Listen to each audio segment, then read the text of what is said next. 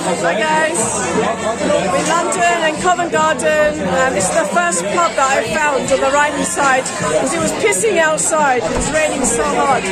So I decided to come in here to see if I can get a space. But as you can see, it's crowded, it's fully packed. Lovely Christmas decorations.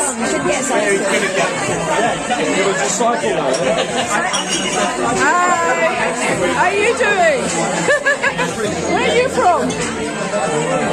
London? Okay, nothing exotic.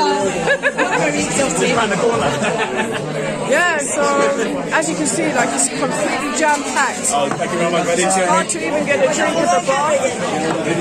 I'm at the White Lion. So I asked somebody why it's called the White Lion, and they said it's something to do with our flag.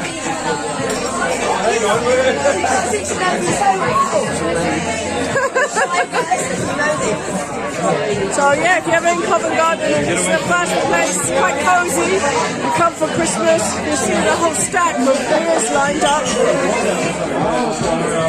From Guinness to Pale Ales, to Peronis, to Henry Wainscots, Lucky Saint, Badgery. I think I should try all of this.